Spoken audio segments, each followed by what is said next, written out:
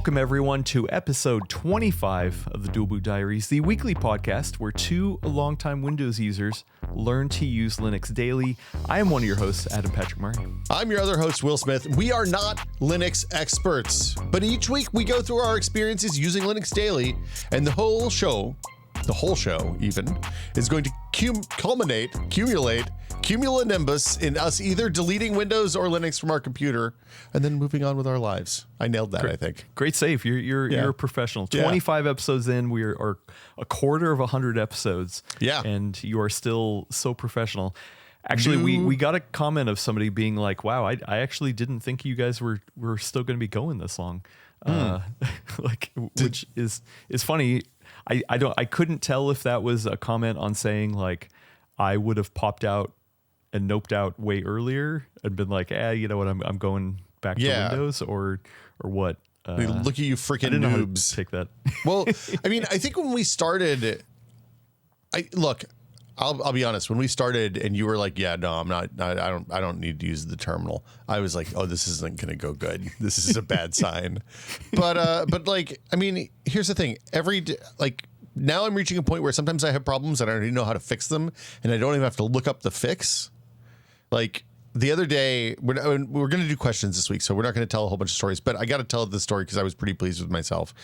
I did an update on the Stream Machine, which, by the way, rock solid this week. Real butter smooth. Yeah, pretty good. Oh, yeah. That switch to the Radeon, but with an asterisk on the rock solid butter smooth. So the day after I switched the video card out, I just did the video card switch. I switched the drivers. I rebooted. Everything was groovy. I did an update before I went to bed. And then the next time I tried to turn on that machine, it just stalled at the launch at the KDE launcher, right? Just it popped up a login.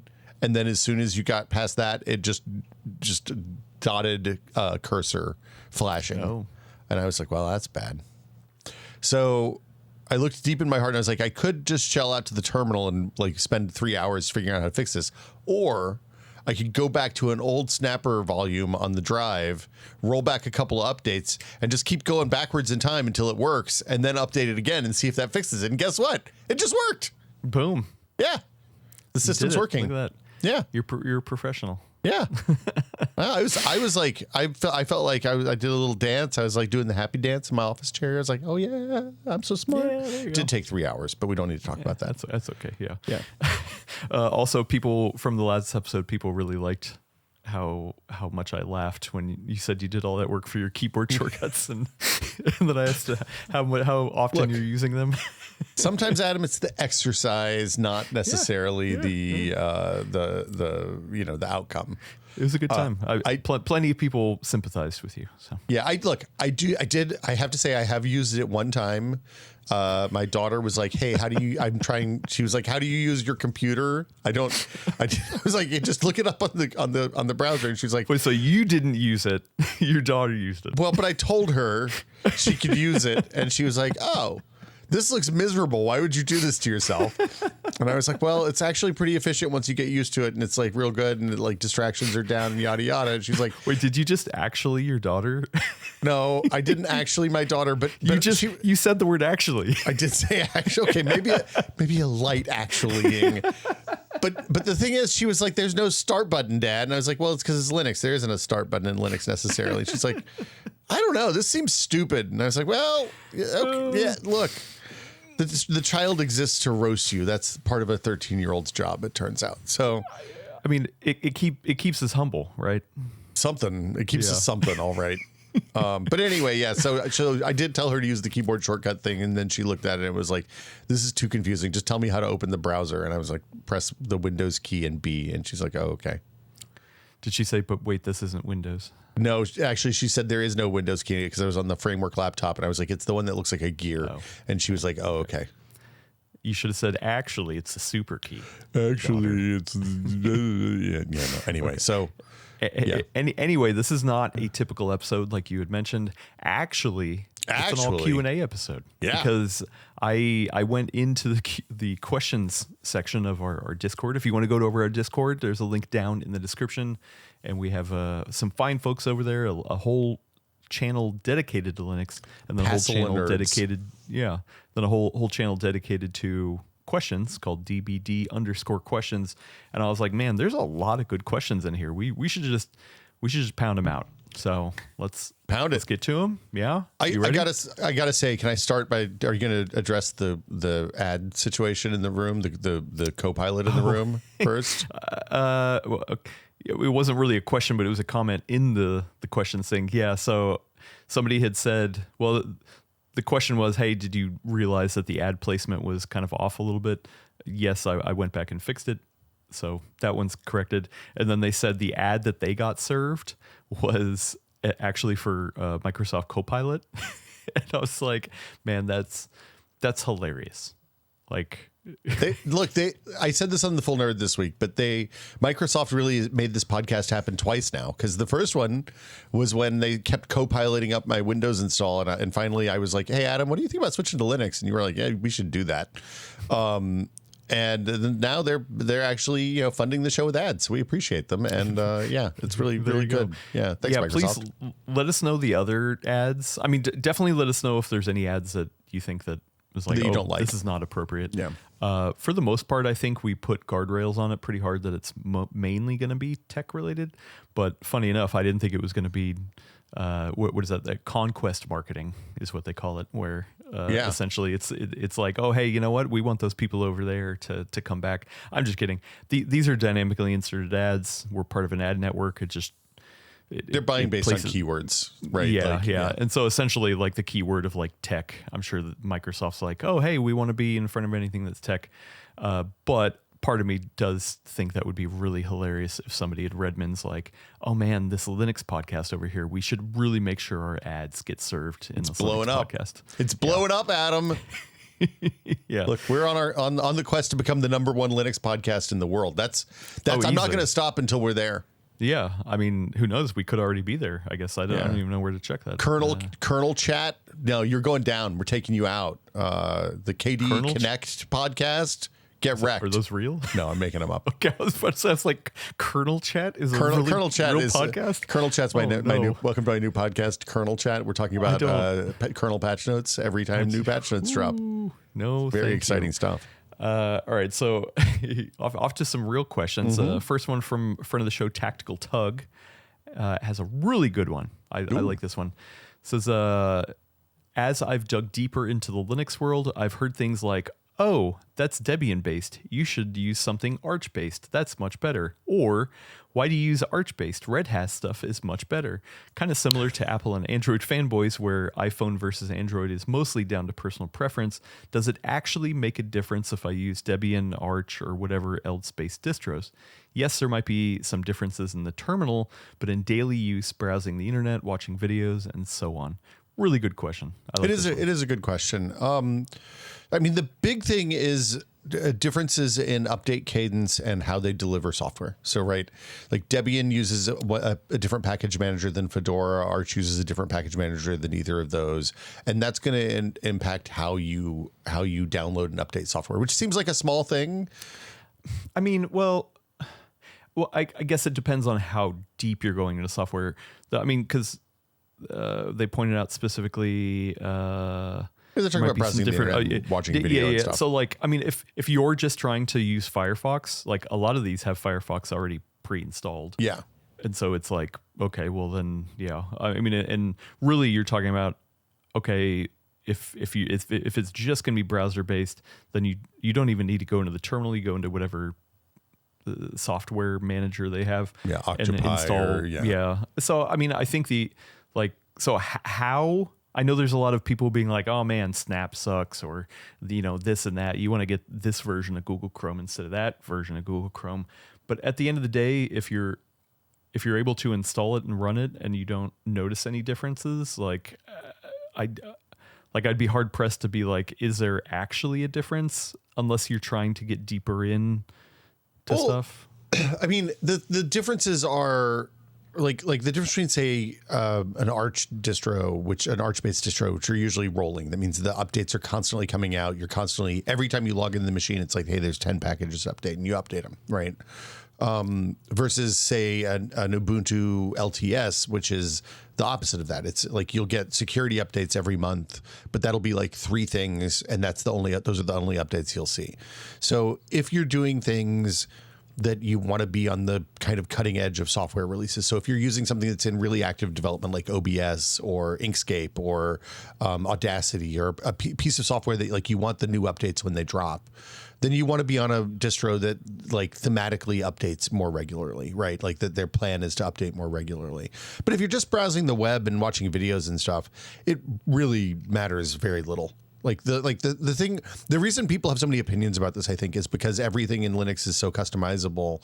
You've selected to join a group of people who like futzing with their computers, and they all like everybody develops preferences, and those preferences are going to be shaped by where you start and what you're trying to use your computer for, and what your goals of that computer use are, and like ultimately, if you're just using it like a glorified browser-based tablet or something, then your requirements are fairly low, and you're going to have a pretty good experience on almost anything.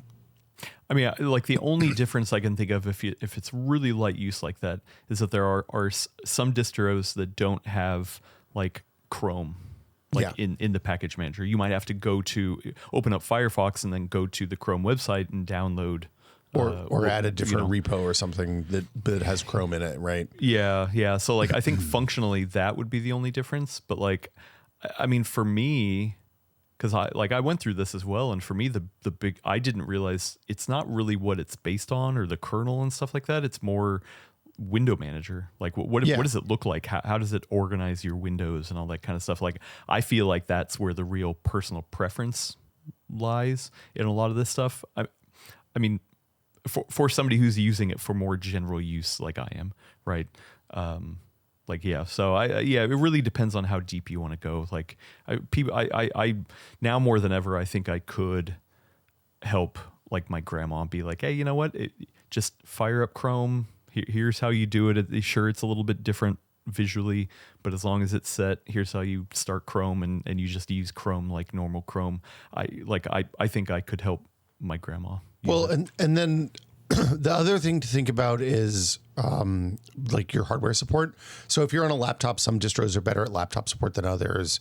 If you're trying to run Windows applications, like if you have a Windows application that you absolutely love, like Affinity or something like that, some of them are going to handle that better out of the box, and some are going to require more configuration on your part. But like generally speaking, like I quite like Fedora. I like the Arch-based distros. I think the Arch-based distros are a little higher risk, just at least the rolling ones, just because rolling is a little scary and you end up in situations like I described before, where you do an update and something breaks and you have to roll your stuff back and then it's working again, and then you update it again and magically it just works and you don't really understand why. That I'm going to tell you, normal user, that doesn't feel good. It didn't feel great for me. So for a normal user, it would be, I think, fairly frustrating. It's a good question though. It's definitely one of those things where I've been trying to rack my brain and like, okay, what are the functional differences? How would I, like, if I needed to give somebody advice, what kind of advice would I give? Yeah, and like the ethos, they most of the distros have like an ethos statement, right? So like Pop! OS says, hey, we want to make a version of Linux that's really easy for people from Windows to move to, right? And they built Cosmic specifically to have to further that goal, right? KDE, the KDE distros look more like Windows. The GNOME distros look more like Mac OS. You know, there's kind of core behavioral stuff. But here's the other thing is if you install Ubuntu with KDE and you decide you want to try GNOME, you can add GNOME to that Ubuntu install, uninstall KDE, and it'll work just like it would if you installed GNOME from scratch.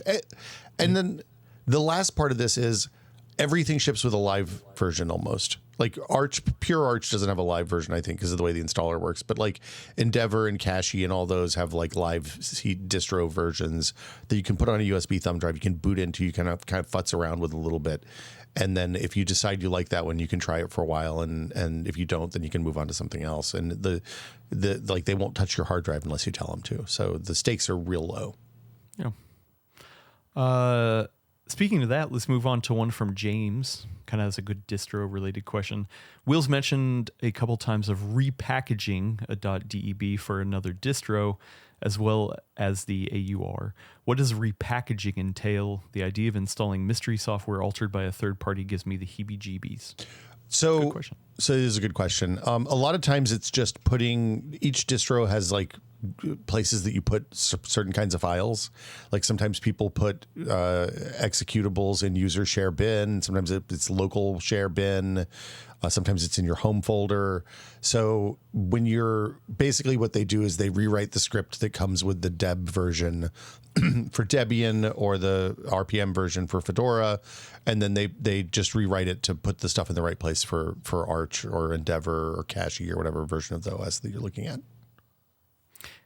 And what's the difference between this and compiling software? The other part is the requirement packages might have different names on different distros. So, for example, if like the GTK like Windows, Chrome, packages have one name on Ubuntu, they might have a different name on Arch, and you'll have to kind of translate those back and forth.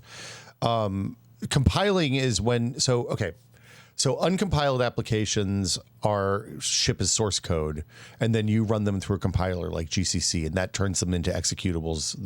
That compiling process turns the human readable C or Rust or whatever code you've written, Python. I guess Python you can always read, but whatever.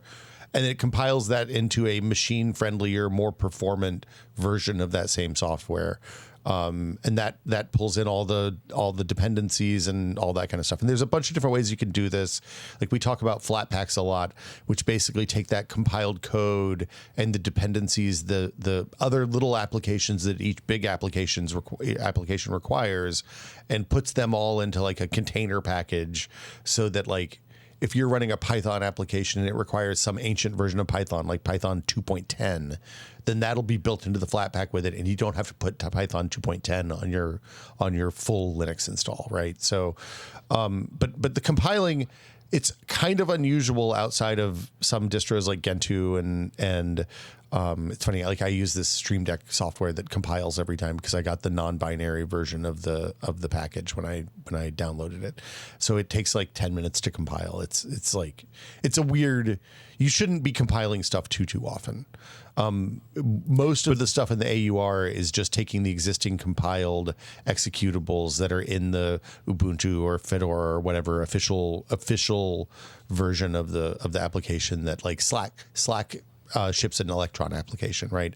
So all it does is takes the Electron files, tells it what version of Electron Arch is going to have, and dumps them into the system. And generally speaking, when you do that, like with the AUR, when you use Paru to grab something from the AUR, it says, "Hey, do you want to look at the script?" And you can read through the script, and it's like a bash script or a fish script or whatever. So you can see if they're running hack.exe on you, basically, if you know what to look for. Okay. All right. Yeah. I mean, it's definitely one of those things where it still takes somebody to repackage it, right? Yeah. So essentially you are relying on a third party to take what a company potentially has done. Say the Slack thing, right? Mm-hmm. The Slack company created it. I mean, it's very varying levels of safeness, but you hope if it's coming straight from the company, that's going to be the most safest option. But then some third party person is repackaging it. Like how scary should that be to be like, oh man, this person really put something in there? Because listen, I'm not going to look. I'm not going to go through the code and look. I have no idea what to look for. So yeah, I mean, like on a like this is a Mikey question, our security expert Mikey, but you are running arbitrary code that's built by somebody else on your computer. Is it worse than say? Running OBS, which a big group of people work on and like they do code reviews and stuff like that on stuff? Probably. I generally feel like if you have a popular thing, like the AUR tells you how many people have downloaded and how many stars it has, how many people have liked it, whatever. I feel like the more popular stuff is generally pretty safe. I install my password manager from the AUR, and that feels a little hinky. But also it's the manual installation process for the distro that I have is an enormous pain in the butt. So if it's a choice between not using a password manager and using one, and like I chose convenience and having a password manager. Also, I think maybe that's one of the glories of open sourceness is that potentially if you were to search for it, like if there's really a red flag or maybe even green flags, like there's people that are probably talking about it if it's something that's large, say like a Slack, right? Yeah. Like sure, like maybe there's not a ton of chatter if it's just some little application that not many people use, but for the most part you can probably search to be like, hey, is this safe? Are there people talking about this? Is there concerns? And I feel like people are probably going to be pretty vocal if there's not. Well, and like, so the nice thing about the AUR is it's a fairly highly trafficked, like all the Arch repositories, all the Arch-based repositories use the AUR. So like Endeavor and Manjaro and Arch and Cache, and like there's a large number of users using those. The way you do this, as far as I know, and I don't really use Ubuntu or Red Hat these days, Fedora-based stuff these days, but as far as I understand it, there's not kind of an AUR equivalent. So if you want to install software that's off of the main repos, not in the main repos, you just add another repo to your list of things that your apt-get or what is it on Fedora? What's the FDM? No, DNF. DNF. If you want to add something to those, then you're basically adding somebody else's server. So you're doing the same thing, but you're losing the benefits of centralization where there's like a comment section and people, like a bunch of people, like on those private repos that you add to your Debian or Fedora, you don't have any kind of feedback about whether that's compromised unless the person running that repo posts something into your update path, right? With the AUR, there will be a comment thread in there that says, "Hey, I found something bad in this. You should change this." And then the guy's like, "Oh God, you're right. I did put something that we don't need in here, or something that's unnecessary, or something that like is potentially compromised." And then there'll be a whole like there's a sequence of events you can follow. So, and also you can go look at most of the AUR stuff I've seen, and maybe all of it, I'm not sure, has a link to a GitHub or GitLab or one of those. So you can actually go and look at the code yourself if you want and see what they've actually done. Usually the things, like I said, that changed are the list of dependencies in the install script. Maybe how like keys are saved, because like Arch saves keys, system-wide security keys differently than Fedora and Ubuntu and other distros. So I actually do remember talking about this with Mikey when I had him on.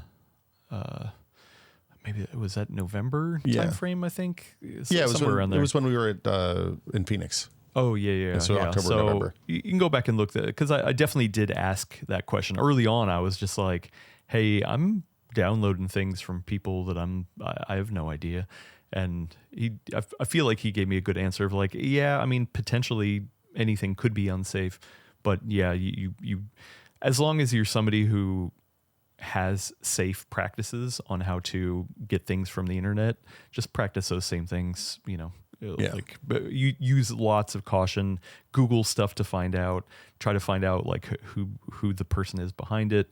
Like, yeah, it's definitely, I don't want to say it's more unsafe than Windows, but at least it's like there's I guess I don't know how to describe it, because on Windows you can really mess yourself up too, obviously. So. Yeah. Well, and so like, so that's the thing, right? Like I think about like WinDearStat is a great application on Windows, right? It gives you love that. Yeah, it gives you the picture of how much space is used on your system, but it requires fairly low level access to the computer. And when you install it, it asks for admin access. Mm-hmm. And every time you install a piece of software that somebody made for Windows, you're saying, "Oh yeah, okay, just let her rip," for the most part, and you give it full access to your C drive. This isn't a whole lot different than that, right? It's you're participating in the same kind of community that built shareware and freeware tools for Windows. It's just, you know, open source and strange and scary as a result of our infamiliarity with the you know, culture. It's like going to Canada is all I'm saying, and like they have American bacon on their Egg McMuffin instead of Canadian bacon.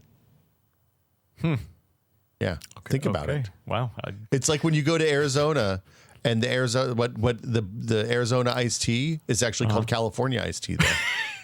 Think about it. Follow the money. That's all I'm saying. Not definitely not true. No. Okay. So I guess there's the same kind of question from ScribeFix who had asked if something is safe. So we kind of answered that one. Let's move on to a couple interesting ones for I don't know how to describe this. Social media based stuff, I guess. Friend of the show, Voice Kahlo, had a question. Is Will interested in multi-streaming Bluesky Fediverse, which is stream place equals Twitch, when AV1 and Opus arrive? So, I'm on Bluesky, but Fediverse, I actually don't remember. Isn't that like a decentralized social media platform? Yeah, the Fediverse the idea is it's just a federated. It's basically decentralized Twitter, right? Like all of these Bluesky, Mastodon, and the underlying protocols behind them both were, hey, we want a decentralized way to do kind of small microblogging and picture sharing and video sharing, the kind of stuff that you do on TikTok and Instagram and Twitter and Facebook and stuff like that. Wait, you're saying it's built off the same stuff, Mastodon and Bluesky? No, similar ideas, different implementations. There are, I think that I saw the other day that somebody finally has released a bridge that lets you, so you know how Mastodon users can bridge into Threads, because Threads and Mastodon share the same platform backend. They're the same APIs. Facebook owns Threads. Well, it's open source. They can do whatever they want. Right. They just made their own fork. And there's a way that people can portal into Threads from Mastodon. Right. So you can see Threads like if you want to find out what's going on with your grandparents and get a lot of AI garbage dumped into your feed on Mastodon, you can absolutely connect to Threads. That's been my experience with Threads of late. Okay. The interesting thing about the AT protocol, people are embracing it because it's a little bit easier to work with, is my understanding, than and like running the servers is less weighty, maybe is the right way to say it. Like running a Mastodon instance, especially if you have a couple thousand people on it, is fairly computationally expensive and storage expensive. Bluesky was the AT protocol that Bluesky uses was designed to be a little bit lighter on the serving side, so it's easier for people to spin up their own instances. And there's a couple. Famously, the Black Sky community started their own instance. So basically, there's a huge chunk of Bluesky users that are just not on the Bluesky servers, but are still connected to the Bluesky service or protocol using the AT protocol backend stuff.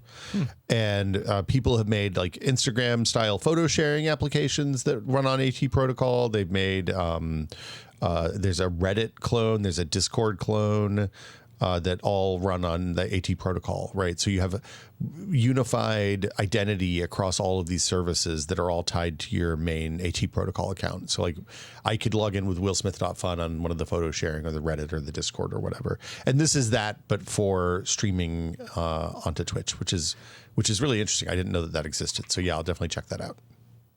So, but essentially it's saying from your OBS instance, would you feed a stream up that would be then split up, or are you actually streaming out multiple streams from your OBS into different platforms? I would do multiple streams out of my OBS to two different platforms, probably. Okay. Yeah, I think like part of me thinks that the Twitch enhanced broadcast thing that I've been futzing with for the last 6 months, where you send multiple streams to Twitch, is just a way for them to knock down the number of people streaming to YouTube and Twitch and whatever other platforms. But anyway, I assumed it was so that they have to spin up less server hardware on their end. I mean, it's more computationally on you and less on them. I mean, it definitely saves them some cheddar. It also gives the people on phones and TVs and stuff like that that don't use the native 1080p or 1440p stream a better experience, which I get. But yeah, I'm interested in this for sure. This is cool. I guess.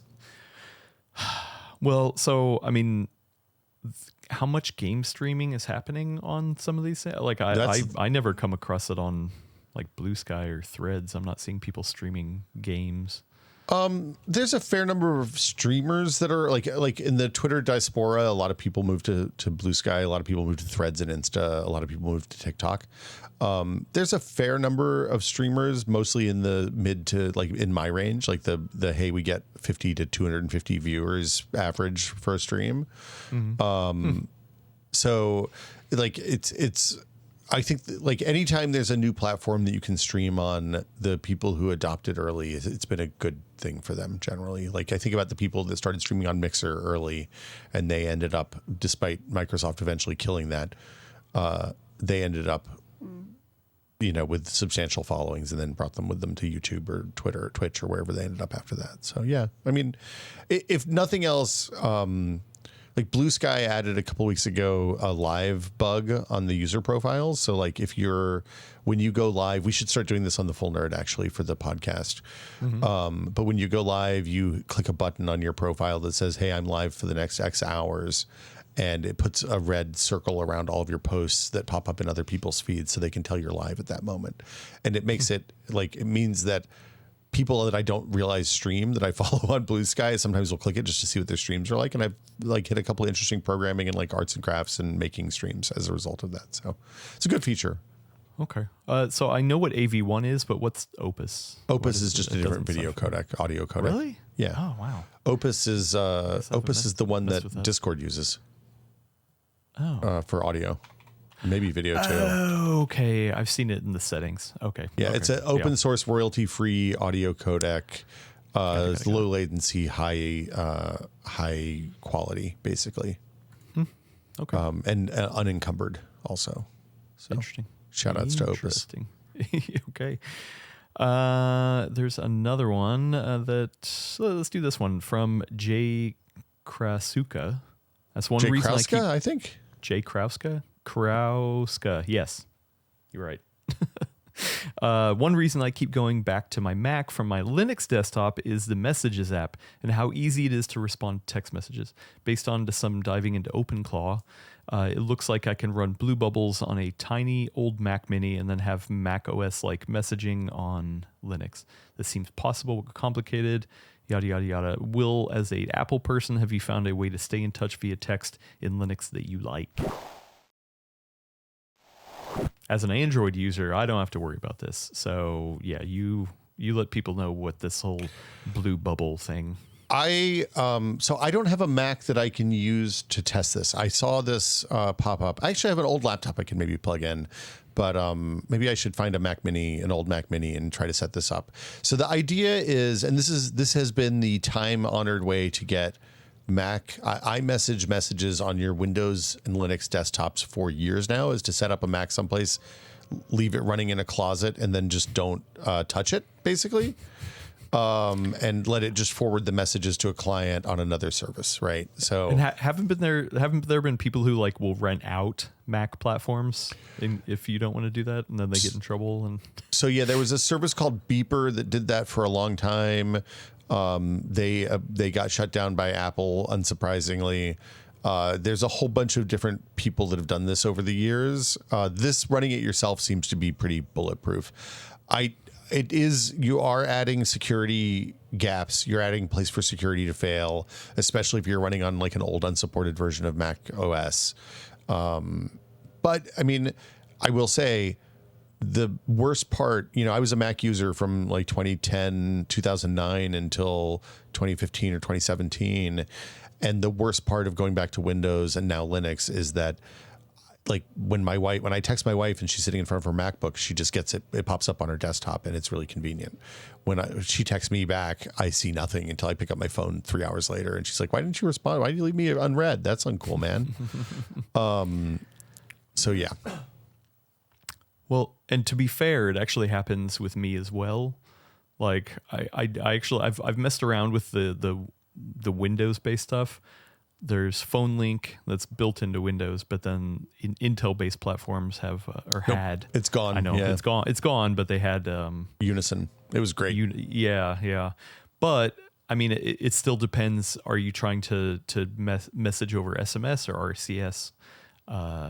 So there'd be times where yes, maybe I would get certain messages, but like group chats, I would not get. Oh, really? Yeah. Like that sucks. if it was shared, if it was like a group message with iPhone people and Android people, sometimes I wouldn't get those group messages on on phone link. So I don't know. I haven't tried it in a while. Also, to tell you the truth, like I guess I'm trying to be better at like segmenting stuff off too. Like if I'm at my desktop and I'm working, I definitely have that problem of like, oh, if there's a million things distracting me, then it takes my focus away from stuff. Yeah. So I'm actually physically trying to just be like, oh, you know what? I'm going to keep the messages on my phone and I will get to them when I get to them, kind of thing. So I guess I've just kind of embraced it. Okay. So I tried KDE Connect the other day, which runs on my Neary box just fine. Because it does the same thing as the phone link or Unison did on Windows, but sadly only for Android people. On iOS, you don't get the messages, which is you can send files back and forth to the phone or whatever. But the thing I wanted was the messages, and that's a no-go. So it doesn't even like fall back to SMS or anything? No, you connect your phone with Bluetooth and it doesn't show up as a notification source in the iOS panel, at least at this point. So yeah, I don't know. I might go dig around in storage and see if there's an old Mac Mini I can futz around with this on, because that might be fun to see if I can get it working. Interesting. Okay. Yeah. Let's take one from a friend of the show, Datus, who is the CEO of Deezer, I guess. Oh, any congratulations. progress or additional consideration for the DBDB, the Dual Boot Diaries database? Oh, no. That would be the DBDD. Yeah. With all the adventures, issues, and solutions you've come across in your journeys. Great question, because right now we just have all of our notes from shows in Notion. Yeah. And we talked about many episodes ago finding out a way to put that stuff in a place that people could read. I can make it a wiki right now. I have to pay if I do that. But I don't know if I want our notes out there. Yeah, like I think it's more like we would have to take our notes and kind of distill them in a readable format. I don't know. Well, I guess the question would be, is this something we only want? Like, we could just replicate this in Discord, right? Maybe have like a text channel that only admins can post notes in. forum, and we just copy and paste our notes into it every week. Where so it's just like, okay, nobody can really go in there and do anything other than us. Like, I don't feel great about putting stuff in Discord right now, given how things are going over there. True, yeah. Well, because then what are the other options? Like Fandom Wiki, Wikia. We could start an OnlyFans with our notes. Okay. I'm just saying. You just keep throwing these ideas. It's no bad ideas. It's brainstorming, Adam. No such thing as a bad idea. No bad ideas. Yeah. Where? Like, this isn't a GitHub thing, right? Like, we could put them in GitHub. I think I can export Markdown from Notion pretty easily, and we could just chuck them on GitHub pages maybe. I bet I could figure out a way to automate that. It'd probably take about 30 hours, and it would be easier to just copy and paste. I mean, what about Reddit's probably not good for this, right? No, because Reddit's going to be like Reddit's not right for this, I don't think. What if, not saying we should have a Dual Boot Diaries newsletter, but like that could be indexable, right? What if we did a podcast of the notes where we just read the notes? We just read the notes. That would be really hard to terrible. read. Because sometimes our notes are just real jumbled messes. I mean, they're literally there so we remember to talk about things, not because I can export Markdown, which means I could put them on Git pages relatively easily. I think I'm out of free Git pages accounts, unfortunately. So I might have to make a new GitHub or start paying them, which is probably fine. Another fine Microsoft product. What's that thing people use? Where it's like a blogging service? Oh, WordPress? No, the Ghost, TypePad. Yeah, because this is more like a blog thing, right? Like, oh, hey, I'm doing a blog entry about something that happened to me, and here's the fix for it. Yeah, but I don't have time to write blog posts for this. It turns out that takes a really long time. Yeah. As of right now, like I think the cleanest way is to, because we have the forum, the Linux troubleshooting forum on Discord, but that's not sure, I've put some stuff in there, but I'm not tracking daily usage. A lot of other people are putting stuff in there to help get specific help. You said, I mean, Discord, Yeah, it feels weird investing time and energy in Discord. Also, I mean, I guess the other part of it is we do have a website called PCWorld.com, but once again, that relies on, then you have much more overhead. You got to write something. You got to it's for human beings, not for people who listen to Linux podcasts. Yeah. Sorry, no offense, audience. Well, and we would never publish this. Like, we would never publish this on the front page of PC World. This would be like buried somewhere under a URL that you would have to know to go to. But also, like, I don't even think that would be readable. Like one big rolling article of like all of our stuff. Yeah, look, Brad's gonna have ideas about that. Let's why don't I experiment with putting this on GitHub Pages by dumping this week's show notes onto a GitHub Pages and see what it looks like.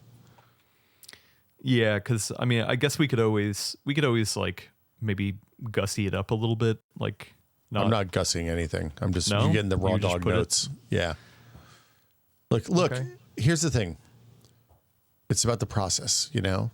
What this is like. You got to think about this like a open source software project. We're the creators here. What we need is a documentation team. Okay, a big open source effort. We can dump the notes in. If people want to fill them out with details, that would be incredibly helpful. We would happily accept those pull requests. Actually, you know what? Maybe that is more like a wiki, right? Because isn't that no tech websites ever have a wiki? It's a bad idea. You shouldn't do that. It's a terrible idea.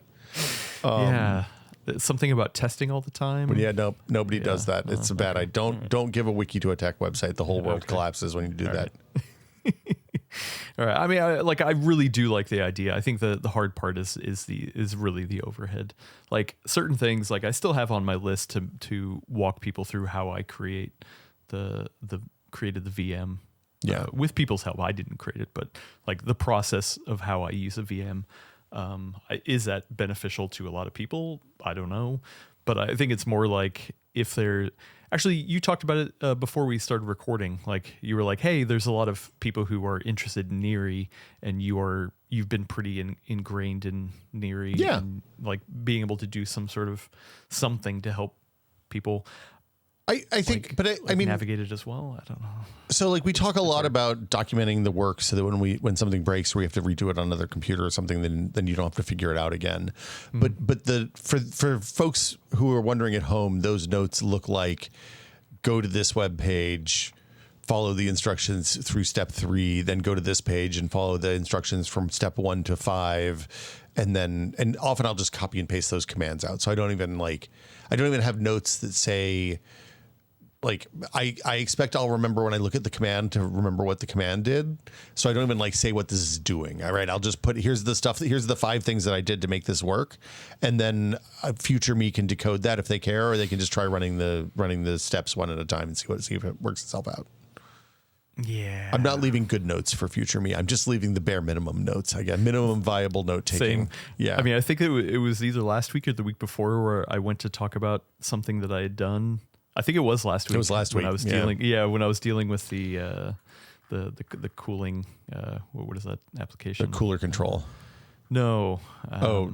Lask or Lamb. Lacked. Yeah, Lacked. And like I looked at my notes and I was just like, crap, I don't actually remember the context of these notes. Yeah. I mean, look, it's a fine line between taking the notes, making that easy enough that you actually do it, and making it comprehensive enough that it's actually usable. Everybody has to find their own balance. It's like part of the circle of life. But listen, once again, Datus, if you want to take this on yourself and you want to be the official DB note taker or please translator, don't call it that again. What, you don't like the DB double D? DB double D is not good. So I pictures. Are you going to start wearing your sunglasses on the back of your head and driving around in a Camaro? You're like, just get rid of that B, and you're one step away from Guy Fieri. You could get frosted tips. You would look. I guarantee. I know for a fact you've had frosted tips in the past. I will Yeah. neither confirm nor deny. Yep. Yeah, I knew it. Hair crimes that I've done in the past. Yeah. They weren't intentional frosting. Just give you a little shoe shine. That's what they always say. I might have bleached my hair and then it grew out so that it looked like frosted tips. But anyway, Yep. let's move on. A couple more questions here. And Sale asked if I've yet to look into it myself, but have you considered seeing if crossover for Linux by code weavers would work to get any of your Windows software working so you can bypass the usage of a Windows VM? Probably mostly an Adam question for the moment, but be curious for both. Funny enough, I actually used to use crossover back when I was a Mac person. Like I was trying to use crossover for gaming, specifically for that certain go? games. Nope, not great. Yeah. So It was a bad time for that. Yeah, but essentially, crossover is I mean, it's wine, right? It's wine based. Like they're just packaging it in a different way. Yeah, it's like a gussied up version of wine. And Codeweaver, I mean, I guess I haven't checked recently, but it's felt like Codeweavers was like a legit organization with plenty of people tackling this kind of stuff. But I guess I don't really hear much about them. So I think they actually run the wine stuff. project. Yeah. Really? No. They do all of their work on wine. So they have a wine fork is what they do that they package and sell support for. So like this is the classic open source model where the software is free-ish, but they provide a wrapper around it that helps businesses and stuff like that if they need support for something. This is more of a B2B kind of thing? I mean, they're selling to consumers and using consumer friendly language. I do really like that they say literally, hey, put your credit card away, try the trial first. Before you just go buy this, because how to install crossover Linux. Put the credit card away. We have a burning desire, a passion that rivals even the steamiest of soap operas. We want you to download the free trial of crossover before spending your diligently earned dollars. Feast your eyes on our tutorial video that demonstrates the simplicity of downloading our full version 2-week trial. So like you're just getting it's basically this is like proton, right? Valve forked wine and made its own version of wine that lives on top of wine, downstream of wine, of current wine. This is the same thing, but a different angle on it. And that's fine. I mean, I like, is this something I should look into? Do you think I could legit use Photoshop on this? You should look at what they support. It may be that you get support for things like Photoshop specifically. Like it's worth a try, and it's only $75 for the whole thing for crossover Linux. So like, and there is a database. So I'm just gonna do some. You're gonna Google it right now. Wow, it's wild. Adobe Photoshop. They've got so older versions of Photoshop. CC 3.1. Yeah, CS6. Yeah. Okay. Yeah, it's a little. I think you're gonna have to go back in time, but also that might be okay because then you'll have a version that doesn't have a bunch of AI crap in it. InDesign, Photoshop, Creative Suite. Yeah. Okay. So, interesting. Yeah, I guess it's easier for them to work with the standalone, like back when Adobe products were standalone. Applications that you could install. I kind of get. Yeah. You know what? That is a good question, though. Could I legitimately go back to an older version of Photoshop and do what I need to do? Depends on if the files are compatible. I mean, I'm sure the files wouldn't be compatible. You'd have to go recreate them or figure out a way to import the new files into the old. Because the problem is your templates, right? Yeah, but I mean, listen, like I'm not doing anything that wild that it would. That's true. I couldn't just recreate it. Like it's not like it would be like a week's worth of time to recreate all the templates. I could fairly do it. You know, I mean, it's pretty simple stuff. So I think that would be interesting to try to see if I can run an old version of Photoshop, and like what would I miss? Yeah, For me, the newest feature I use in Photoshop on the regular is probably I use the context-aware repair brush replacement thing, the thing that you use to take out power lines fairly regularly when I had Photoshop, and I used I used perspective warp is the newest Photoshop feature that I use on the reg, and that's like 10 years old at this point. So it's not. I could go back to CS 2015 and be fine. I mean, I guess the other thing I'm thinking about too is that I edit a lot of raw photos, and that's so true. Camera raw. I don't. Yeah, it depends on like how new your camera is. Old version. We're using fairly new cameras, so the older version of Camera Raw, would it even be able to? Would it know your camera? Probably not. Probably not. Yeah, but I mean, who knows? I mean, I would still rather do this than try to learn a whole new program because, I mean, sure, we're talking about an older version of Photoshop, but it's still Photoshop. At the end of the day, maybe it's missing some of the tools, but everything looks, acts, and perform should perform the same. I mean, who knows? I guess I haven't gone back to an older version. Like maybe I'm just like, wow, the Photoshop has actually changed way more than I thought it did. And at that point, maybe it is more beneficial to learn a new program that everyone yells at me for. But in my mind, it's easier to just go back to an older version of Photoshop. Yeah, because that would solve some stuff. And there's a free trial, so yeah. Then I'd have to figure out how to get a copy of Photoshop. You know. Well, you go to adobe.com and you give them your credit card. Generally, is the way it works. Or maybe I can find a legit copy at the flea market. Look, it pops back up next month. There's definitely an Adobe CS6 floating around the flea market. Or honestly, you could probably go down to storage at your office and find like a 10-year-old copy of Photoshop there. That's a good question. Yeah. So anyway, you know what? Let me put this on my list. I am genuinely curious now. Now you have me curious. Actually, I'm gonna put it down here. I mean, the interesting thing about like this is like the bug bounty stuff. I don't think we've talked about this yet on this podcast, but a lot of bigger projects will let people fund bounties for features that they want. So, for example, if you okay? Yes, my cat violently came out of the litter box. Wow. So I'm going to smell it in a second. Happens to me sometimes too. But should probably mark that one. No, we're keeping it. Let it roll. Roll. I was going to say often bigger projects especially will let you say, hey, I would like to have this support added to this feature. I want AV1 support added to OBS.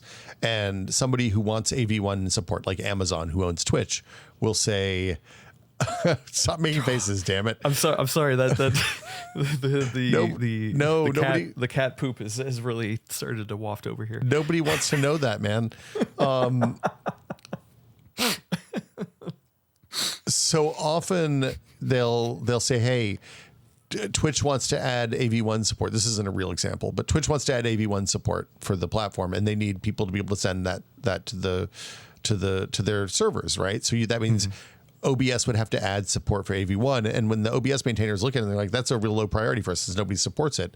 Amazon will say, okay, we'll put a $50,000 funding job behind. Actually, we'll put $1,000 funding job behind implementing AV1 support. And then Google at the same time is like, yeah, well, we want AV1 support too, so we'll put another $5,000 behind it, right? And then next thing you know, the person who does the people that work together to do the commits that get AV1 support up will split that $5,000. It'll go into the OBS kitty, and they'll fund a couple people working full time on it, or like there's any number of ways this can work. I mean, dude, I'd give $100 to somebody figuring out how to get current Adobe products going on Linux. Let's start a GoFundMe. I'll put in 100. Yeah, there you go. Will you commit? No, I don't care. I'm not paying Adobe any more money. Oh, okay. I'm clean. I tried. Okay, so let's. We got a couple more here. Friend of the show, Helmick, over on our Discord asked, "Hey Will, since you're a horrible keyboard workflow gremlin now, like the rest of us sick people, Fs. have you looked into any TUI applications like Yazi or other keyboard-driven alternatives like Qt Browser? Qt Browser, I believe is what that is. Qt Browser. Okay, I don't. What's a TUI?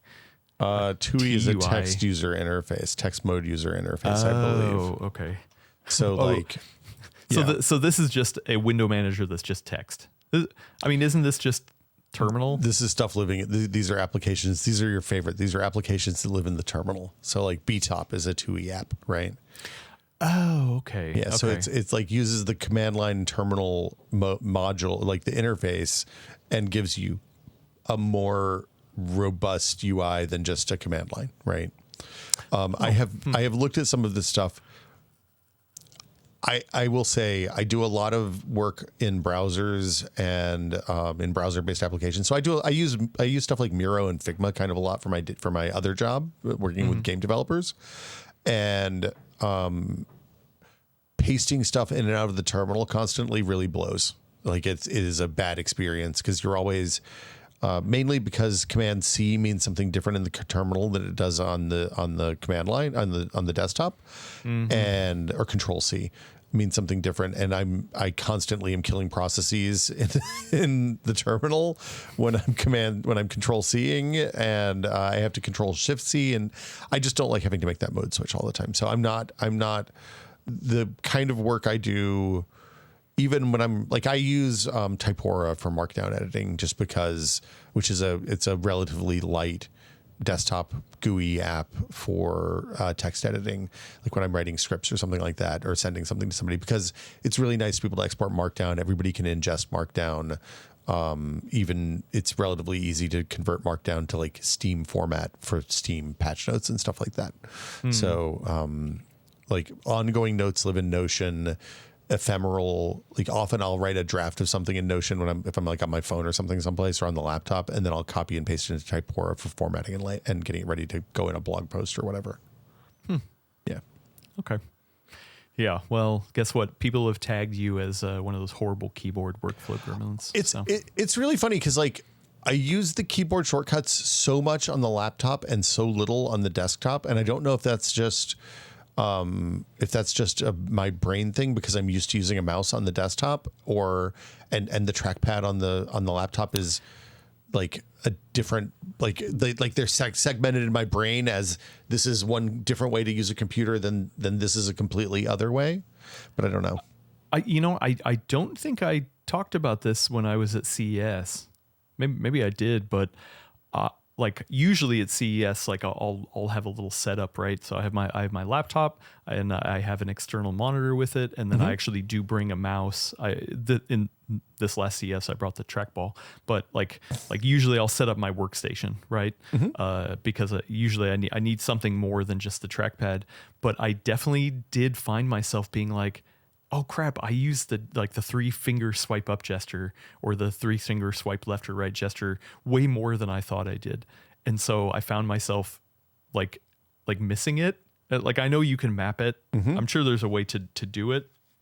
But like I was just like, wow, I'm actually going to miss this, to the point where I think when I finally take the plunge and try to do my work desktop here with Linux, that like I'm gonna need to figure out a way to replicate that in my workflow, because like I really do like using those gesture based commands. Yeah, it's funny because like when Mac laptops started to make their run in like 2008 or 2009, when they first did the unibody Macs years and years ago, that led to the Ultrabook on the Windows side. Their gesture support was such an important part of that. Like the fact that their trackpad was really, really phenomenal feeling to use, and like it was integrated well with the OS, and you could do things like switch applications and move desktops, and show everything that was running on the computer with a 4-finger swipe and stuff like that, was really, really powerful. And Microsoft kind of copied that into Windows eventually, but they never did anything beyond really what Apple did with it, and to the point that like you couldn't even really switch apps with the swiping unless you were just dragging your mouse someplace and clicking your finger someplace and clicking, and the swiping back and forth with the trackpad is I've been looking at trackpads for the desktop because I'm that kind of a weird pervert. I mean, yeah, it was weird to the point where when I did have to boot into the Windows side of the dual boot on that laptop, I did instinctually try to use some of those gestures, and like I don't use Windows like that. So like I would do it and then be like, oh, this isn't doing it the way that I wanted to do it, so I'll just go back to the the pointer based driven workflow, and it's so weird that it's like segmented like that in my mind. It's to the point now. Oops, sorry about that. It's to the point now that when I switched, like yesterday, I ran the Full Nerd live stream for my Windows boot on this desktop computer, and I kept trying to do super and left and right to change applications because I'm so used to being able to do that everywhere, right? And like it's a little bit of a problem. I think it's worse. I think honestly, like in the old days, I had a Windows desktop for playing games in the office. Like when I was primarily a Mac user in the tested days, I had a Windows desktop in my office for playing games and doing fun stuff and like occasionally editing video and stuff like that. But my work was all on the Mac laptop, and that segmented nicely because like laptop one interface, desktop another interface. But now using the same OS on both of these machines, but using them in different contexts, it turns out is a little brain breaking. Yeah, and I'm not really running into that with my home theater PC because I'm just using the controller for everything there. Like I'm using it as intended. It's essentially a Steam Deck. It's an app. It's I mean, it's like my stream machine that I just interface. Like 99% of my interfaces with that are through buttons on the Stream Deck. Yeah. So interesting stuff. Last question, which is a bit of a doozy. Ooh. And then we'll get out of here, is from Raccoon Raduggy 12. Raduggy. Okay. If y'all were forced to choose which of your partitions to delete right now, Windows. Which one would it be? Probably can't answer this, but it's worth a shot. It's Windows. Like right no now. Hesitation. No hesitation. No. Look, I've almost entirely stopped playing Fortnite because the current season sucks and Arc Raiders is really good. Okay. I stopped paying Adobe, like the other thing that was holding me back. I need to try to install Affinity Photo and see if I can get that working with Proton. It seems like it's kind of up and down because I do use that a lot and I miss that. Oh. But I could also do that exact same work on my iPad, and that's fine. Well, real quick, the Fortnite stuff. Yeah. I know we talked about it before. Do you really think you could just run Fortnite in GeForce Now? Like, would you be willing to pay your own money to run GeForce Now just to play Fortnite? It depends on how much I'm playing Fortnite. Probably not, but also my friends stopped playing Fortnite, and that makes that decision a lot easier for me. So it's hard to isolate those. Like if my friends were playing Fortnite every night, I would spend money to play Fortnite with them. I'd probably just keep running Windows on a small partition with just Fortnite installed on it. Wait, so you wouldn't delete Windows? Well, I'd delete the current Windows partition, then I'd put another Windows partition back just with Fortnite on it. Call that an end around. Yeah. Well, yeah. Because I mean, we've definitely talked about this. Yeah. Like on the back end, like we've talked about like, okay, the is it time? The podcast, is it time? All that kind of stuff. I mean, we're not going to get into it right now, but yeah, I would say a gun to my head. I would go back to Windows. It's funny you said it. You said a gun to my head, but I thought you said a Gundam my head, and I was like, wow, your head's a Gundam. That's amazing. Yeah. No. Yeah. I mean, listen, like Linux is awesome. Like this is not saying that I don't like Linux. It's more like if I had to delete one right now, I'm still just so comfortable with Windows. The Linux stuff, there's plenty of stuff that I just don't know or don't know how to do or am scared about that.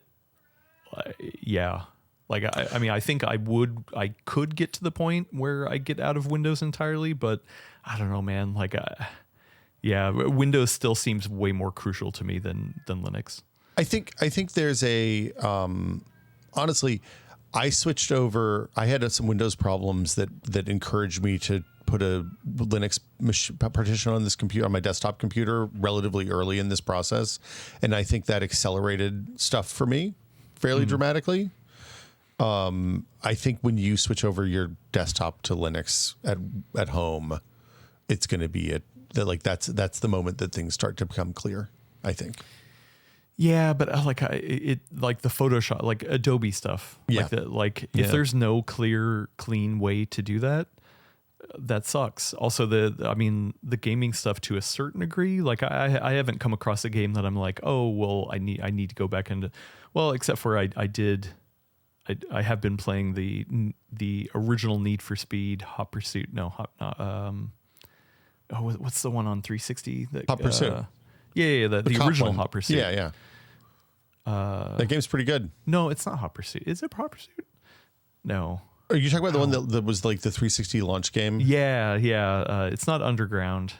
Most Wanted. There we go. Oh, The original yeah. Most Wanted. That's what it was. So I recently I've been playing that because I downloaded the PC version and then like modded the crap out of it. Ooh. And like there were some really good tutorials in the past like 6 months on how to like really gussy that thing up. And it's awesome. It is amazing. It is beautiful. And I don't. I mean, I guess I didn't try, but I don't think I could run that in Linux right now. Like every once in a while, I will get into something like Call of Duty, like this recent Call of Duty, hell no. But so I don't know. There's still enough apprehension for me that I'm like, if one had to go, it would be Linux at this point. So it's so funny that we're on the other side of it. I mean, it's for me, it's once I started booting into Linux by default, then it was all downhill from there, right? Like, because now I walk in the morning, I turn on the water to make coffee. I come in here, I hit the button to wake up to turn on the computer. I go back and make my coffee, come back and I log in, and I'm in Cashy, right? I'm in Neri, and that amount of inertia was enough to like make me figure this side out some. So it's been it's been a long road, but not as long as I thought it would be, actually. Yeah. I mean, well, luckily, I mean, one of the reasons why we have been continuing to do this is because there is just so much to learn, so much that pops up, so many things to try out. Like some of the things we're intentionally seeking out to try, like my experimentation with the handheld stuff between Bizite and Cashy handheld version. But some of it is like legit, oh, wow, I ran into this issue with my home theater PC and I need to fix it. Yeah. Like, so it's like natural things that just pop up in daily usage. So yeah, there's still so much. And I mean, like, I'm a noob. Like I'm such a noob when it comes to this. Like I'll follow conversations in the Linux chat and be like, I have no idea what they're talking about. Or listen to the Fine Tech Pod. You guys had a Tech Pod recently where you were going over home lab stuff, and like the whole episode I was just like glaze eyed, like over my head, just like okay, I can't. It made me realize like just how dumb I am in my tech journey. No, it's all about. It's not like it's not that. It's just you haven't taken, like, it's not been something you cared enough about to learn about, right? Like that's all it is. All of this stuff is approachable, but it's like, I think Brad Shoemaker and I were talking about this a few weeks ago. Like the systems have become complicated enough that I don't think one person can really understand how like a complete Linux distro works. Maybe there's one or two people in the world that have the time and like that's their job, right? They're the distro architects. But like Linus doesn't probably know how Fedora works. He knows how the kernel works, and probably not even all of that at this point, right? Like we've built these incredibly complicated machines that are robust because of the way they're designed, because the systems that are designing them are designed to make them robust, not because there's one person that's saying, hey, this is how all the software on this computer works. This is how every piece of it's like the difference between saying, hey, this is how every piece of software on the computer works, and hey, we've built an interface that lets any piece of software on this computer talk to any other piece of software using some really standard inputs and outputs.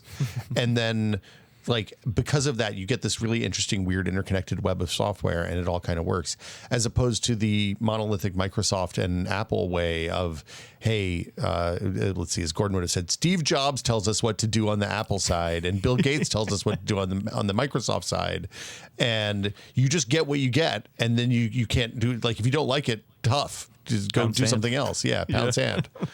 Actually, where does that term come from? Pound Have sand. you ever tried to hit sand? Have you gone to the beach and just to hit wet sand with your fist? I don't know. It's not why a I great would experience. Don't do that. Okay, is that really where it comes from? It doesn't Like, do anything. You can't. It's completely ineffective. Oh, Like you okay. punch sand, it just immediately comes back to the way it was. It breaks your hand. It doesn't even hurt your hand. It literally is like kind of moves a little bit, and then you look at it a half a second later, and nothing changed. Okay. Yeah, I assume that's. I don't know. I wonder if Gordon's the one who said pound sand, or I think I said pound sand and maybe introduced that to Gordon, but it became one of his faves. I think when we worked together 100 years ago. I don't know. Yeah. Anyway. Yeah. That was all questions. If you have a question that you want to have answered on an upcoming show, not on this show. This show's over. Sorry, you didn't get it on this one, but you can get it on the next one. There's a link down in the description to our Discord, and the link continues to work. Thank goodness. Nice. Good job. Good job, everybody involved. Excuse me. And you can transport magically over to our Discord, where we're still using it for the moment, but we're monitoring the situation. And we have a Linux channel in there where there's plenty of Linux talk. We have a forum where you can ask individual questions about troubleshooting that you're having, so that it doesn't get lost in normal Linux chat. And there's just a chat. Yeah. Yeah. And then there's also a DBD_question channel that you can ask a question. And that's where you would put such a question to hopefully get answered on a future episode. So like the Linux forum is, hey, I have questions about Linux, and the DBD questions forum channel is, I have questions for the podcast. There's an important distinction. Yeah. I have questions for Adam and Will. Yeah. I mean, you can ask the questions in any of the channels, That's but fine. To have them show up on this podcast specifically would be under there.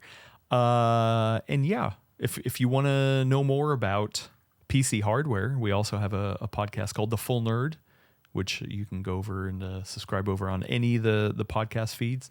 And then also, theoretically, hopefully, cross your fingers, the new handheld podcast I have with Russ from Retro Game Core should be launching next week. Ooh. As of the time of this episode, and I'm very excited about that one. Subscribe on all the RSS feeds that you can for that one. Is that going to be weekly or monthly, Adam? That's going to be weekly. Weekly. Oh, it's nice. It's going to be weekly. That's exciting. We got plenty of stuff to talk about, and I just love talking with Russ. So Russ is great. I need an excuse to talk to him weekly. And all of these, if you want to see the video versions, you can go over to YouTube and look for the Full Nerd Network. The Full Nerd Network YouTube channel is PCWorld's podcasting universe of computer stuff. So you can see the video version of Full Nerd, Diaries, the new handheld podcast, and all that kind of stuff too. And don't forget to go over to PCWorld.com. We don't write a ton about Linux over there. It's more every day though. Yeah, well, I mean, if you like Windows hate, there's plenty of Windows hate happening over on PCWorld.com right now. It's funny. I have seen, like, I use the Google News app on my phone fairly regularly just to kind of get a vibe check on what people are talking about, and the number of PC World articles by Mark Hockman specifically, who's covered Windows for Microsoft or for PC World for years. Like talking about how bad Copilot is, it warms my heart. It makes me happy. We're on the same page. I mean, especially when Windows Central starts running those kind of articles as well. He's just like, man, something's going on over there. Yeah, well, but yeah, we got plenty going on over here. We actually have some stuff that we some homework from last week's episode that we almost talked about today, but we were like, nah, let's get to questions. So you definitely want to tune in next week for all that stuff. Yeah, there'll be extra stuff next week, I think, probably. Yeah. Very interesting. Yeah, stuff. and if you like the questions episode, let us know, because we can do them more regularly. We kind of let them back up right now. But also, it's hard. I feel like it's tough to squeeze them in because we have a lot to talk about every week, it turns out. Yeah, the original idea, was to field a couple questions on each episode, but yeah, like I personally like this. Maybe it's like monthly kind of questions. Yeah, let us know what you think. I don't know. Yeah. We'll see. Plenty of stuff changing around here. We will. The future is unwritten. Yeah. Wait. What's the Sarah Connor quote? The future is. Oh no. How do I expect the unexpected? Nope. It's the future is what you make. They mostly come out at night. Mostly. Oh my God. Man. The force will be with you always. Yes, perfect. Got it. Nailed it. Yeah. Anyway, always be testing. That's what she says. Always be testing. Yeah. That's what she said. Yeah, that's Man, the it's so official weird. motto of. It's like she went I don't back know what in she was time. testing, but yeah. Yeah, testing my patience is what she's testing. There you go. Boom. Got him. Anyway, thanks everybody for tuning in. We'll catch you in next week's episode. Bye.